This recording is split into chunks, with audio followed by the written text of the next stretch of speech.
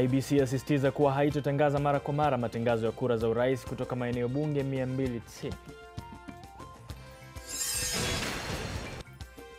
Ghasia za kumba kampeni ya Jubilee huko Marsabit, huko rais na naibu wake wakisisitiza amani.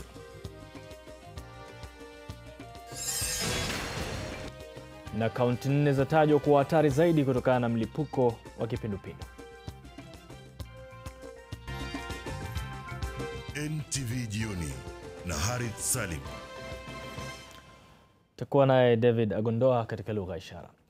Sasa kulikuwa na kizaazaa katika kaunti ya Marsabit ambapo Rais Kenyatta na naibu wake William Ruto walizuru kurai wenyeji wapigie kura. Zogo lilianza pale wafuasi wa chama cha Frontier Party na wale wa Jubilee walipokabiliana. Watu kadhaa wakiwemo maafisa wa usalama walijeruhiwa. Safi Godana na taarifa zaidi.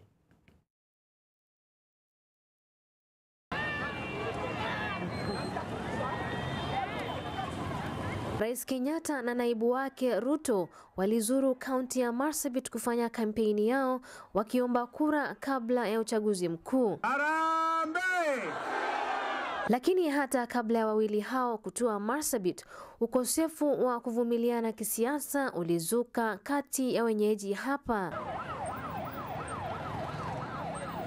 Wafuasi wa gavana wa sasa Ukur Yatani wa chama cha FAP na Mohamud Ali, mgombea ugavana kwa chama cha Jubilee, walichokozana tokea asubuhi wakati msafara wa rais ukisubiriwa.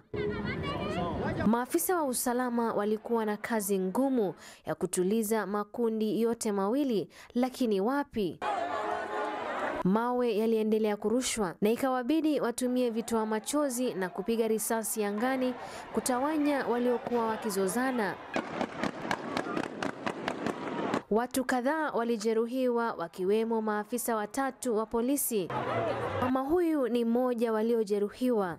Hata kina mama hawa walitofautiana na kumenyana hadharani.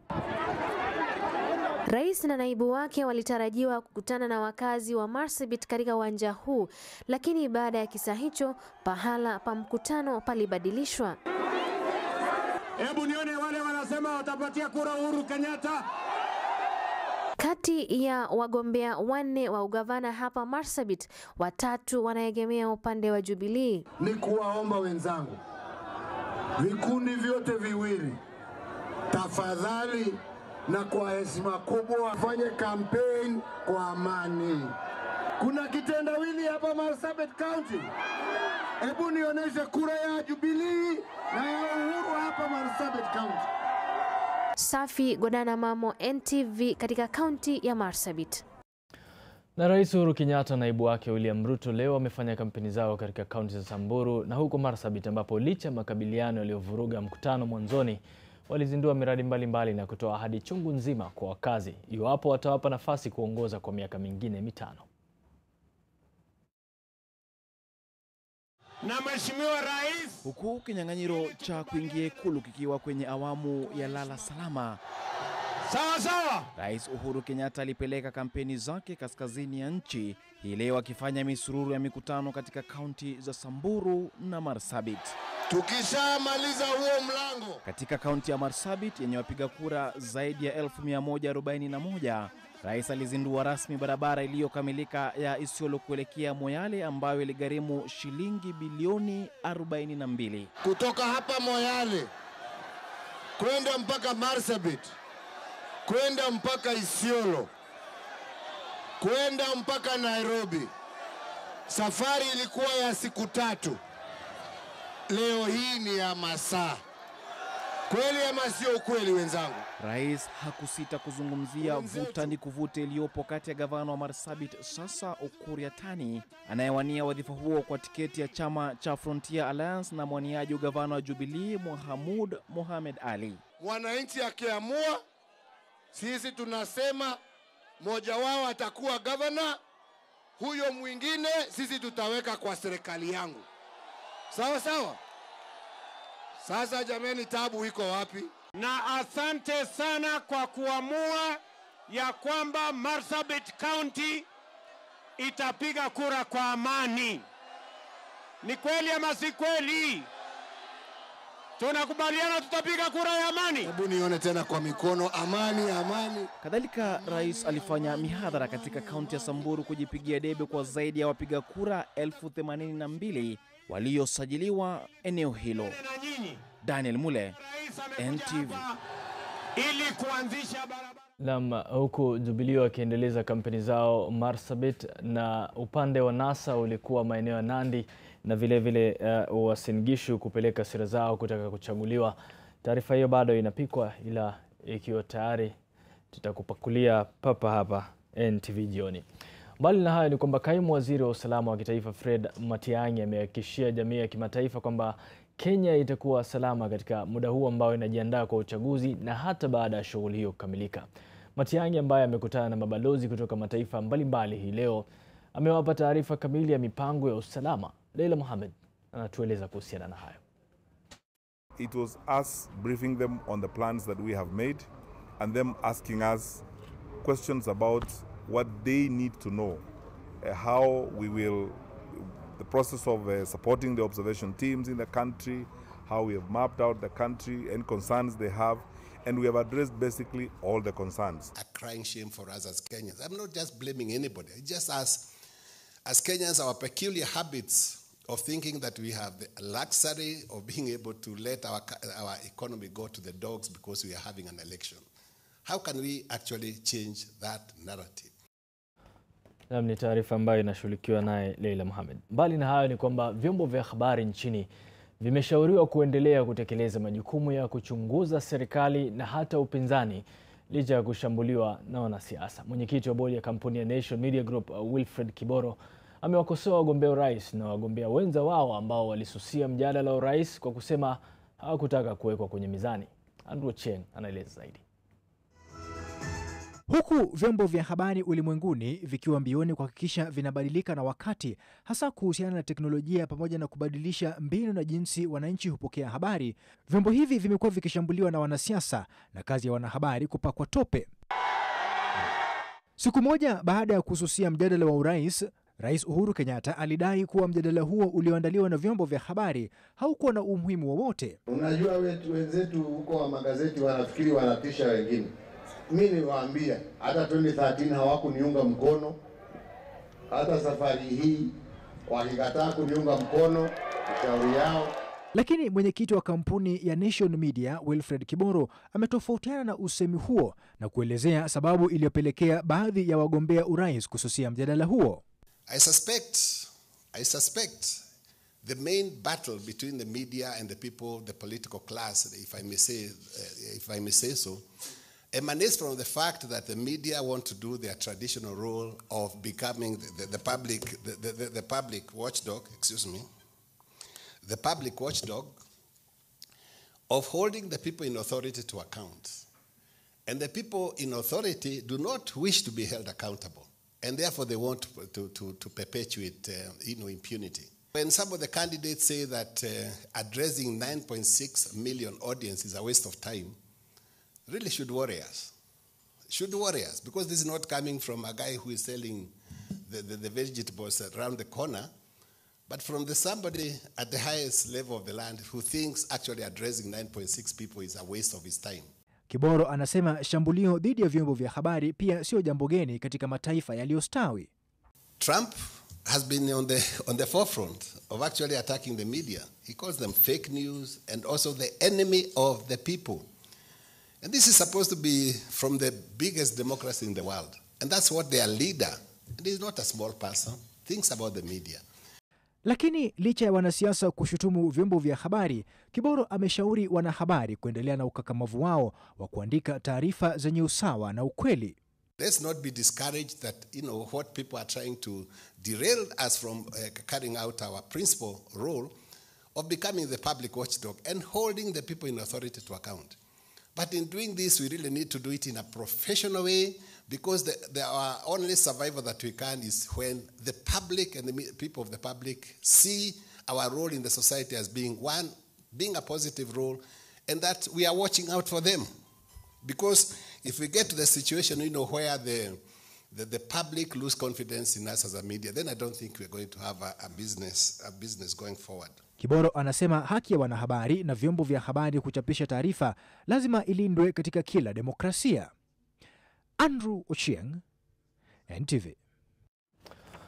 Tukiendelea mbele ni kwamba watu 5 akiwemo mwalimu mkuu wa shule ya msingi ya St. Augustine Preparatory huko Mombasa wamefikishwa mahakamani leo kuhusiana na kifo cha mwanafunzi wa miaka 6 ambaye alifariki baada ya kukanyagwa na basi la shule wiki jana.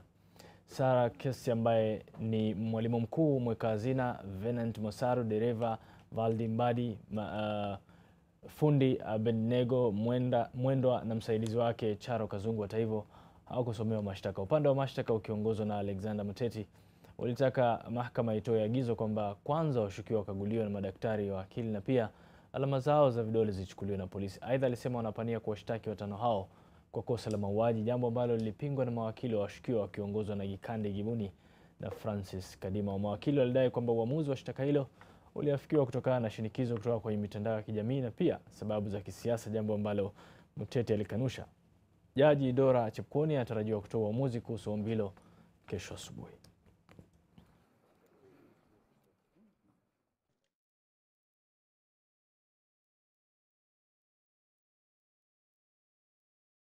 Na tume huru ya uchaguzi na mipaka IEBC imesisitiza kuwa haitotangaza mara kwa mara matokeo ya uchaguzi wa rais katika kitovu chake au makao makuu yake hapa Nairobi, kwani matokeo haya yatakuwa na rushwa hewani na vyombo vya habari kutoka maeneo bunge yote 290. IEBC hata hivyo itakuwa inathibitisha matokeo hayo kabla ya kutangaza matokeo kamili ya kura za rais. IEBC pia imesema kuwa vyama vya kisiasa vitawakilishwa na wakala mmoja tu katika kila kituo cha kupigia kura sawa na wagombea huru. When you talk about the number of agents, I'll take example of Jubilee and NASA especially. NASA is a coalition, but the presidential candidate is standing as an ODM candidate. NASA is not a political party, but it is a coalition. So ODM will have an agent for that particular candidate. And I'm also aware that within that coalition, there are many candidates fighting for the same seats within the same coalition in particular places. So that's why we are saying you are entitled to one agent as a political party or as a candidate. Yeah, so that we don't have any misunderstanding. And that's what the law says. That's what Section 30 of the regulation says. Na kauli hiyo kutoka IEBC ndio inatupeleka mapumzikoni, ila tutarejea hivi punde kwa mengine.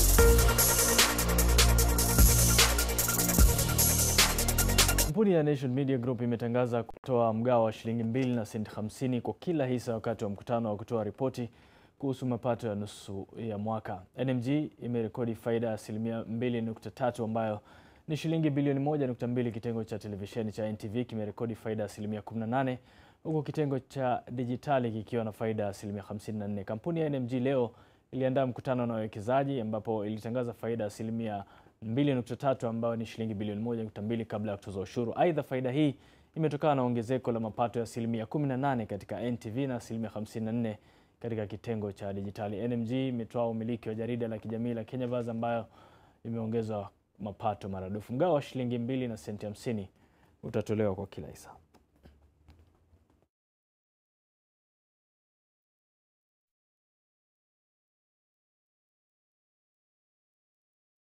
We keep our independence and we'll guard that very, very jealously.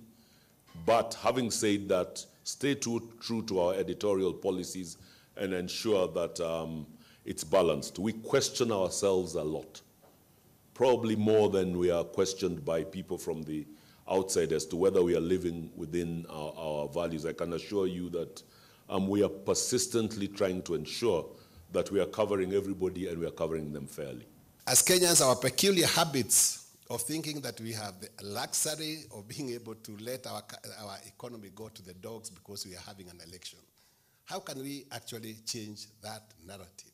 Because it's for all of us, business people, the media people, the concerned Kenyans and so on, because we need to change that narrative.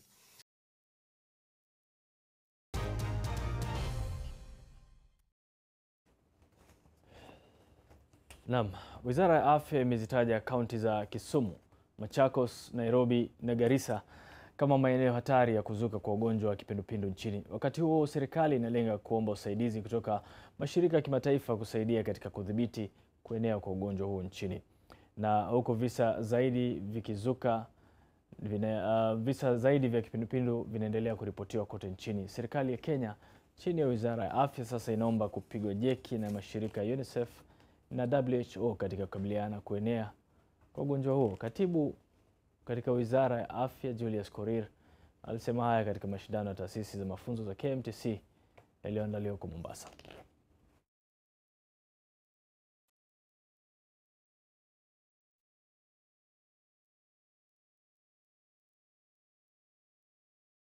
Every morning is meeting to assess where we are. We've given out an alert to all counties and county governments because you see people travel, mobility is very high.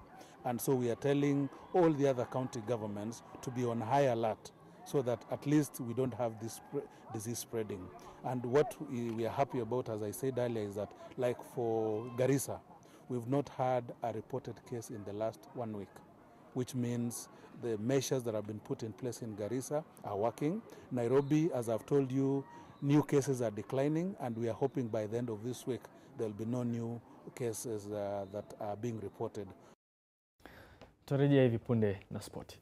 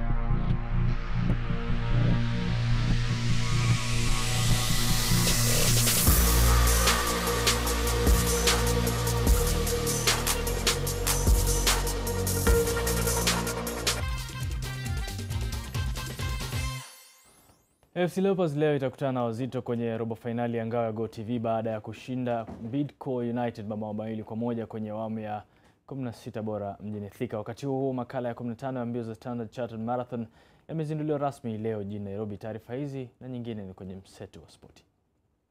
Mabao 2 kupitia kwa Samuel Ndungu na Kerizon Kizito yalipa Ingwe ushindi mabao 2-1 dhidi ya wenyeji Bidco United katika raundi ya 16 bora mjini Thika. Hadieta Lavaulu alifungia Bidco bao la kufutia machozi, huku kocha mpya wa FC Leopards Robert Matano akiandikisha ushindi wake wa pili mfululizo baada ya kushinda Bandari bao 1 bila jibu kwenye mechi ya ligi kuu ya kandanda hivi majuzi. Ingwe sasa itakutana na Wazito kwenye robo finali mwezi ujao. Makala ya 15 ya mashindano ya riadha ya Standard Chartered Nairobi Marathon yamezinduliwa leo jijini Nairobi. Mashindano hayo vilevile hujumuisha mashindano ya uendeshaji baiskeli ya viti vya magurudumu miongoni mwa walemavu. Manchester United itacheza na Barcelona kesho alfajiri katika fainali ya kuwinda kombe la kimataifa katika mechi za kirafiki zinazoendelea Marekani. Red Devils waliingia fainali baada ya kuwashinda mabingwa wa ligi ya mabingwa barani Ulaya Real Madrid kwa mikwaju ya penalti kwenye nusu fainali. Ushindi wa Man United dhidi ya Real Madrid ulipatikana kwa mikwaju ya penalti baada ya mechi kuishia sare ya bao 1-1.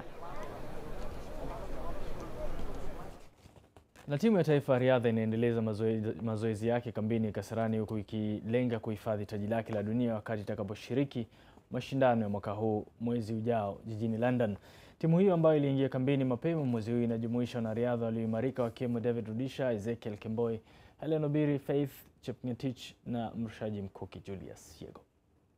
We have done really quite good training, and we are really happy because you know, everything has been going well, and hopefully as we see things, definitely the team is going on well and strong.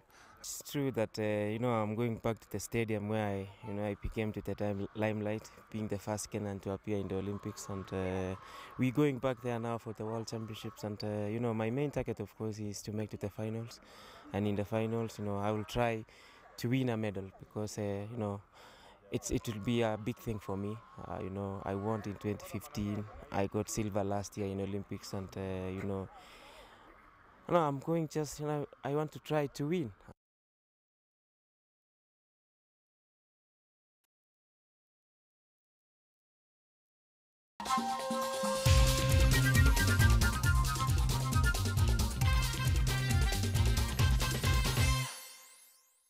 Kumbuka kwamba kampeni zinaendelea katika maeneo tofauti na Jubilee ilikuwa Marsabit, na vilevile muungano wa upinzani NASA leo umepeleka kampeni zake katika maeneo ya Nandi, Elgeyo Marakwet na Uasin Gishu, huku viongozi wa NASA wakisema kwamba wakipewa fursa basi wataleta maendeleo makubwa katika eneo hilo, mbali na yale ambayo yameshuhudiwa katika utawala uongozi wa Jubilee. Kumbuka kila upande unawania kupata kura zaidi ya mwenzake kuhakikisha kwamba upande mmoja, upande wa Jubilee, unasalia mamlakani, na vilevile upande huu mwingine, upande wa NASA, pia unataka kuanzisha miradi yake na kuleta mabadiliko ambayo wanasema utazidi yale ya Jubilee. Taarifa hiyo kwa mapana marefu tutakuletea mwendo wa saa 3 usiku. Kwa sasa sina budi la kuaga mimi na wenzangu wote.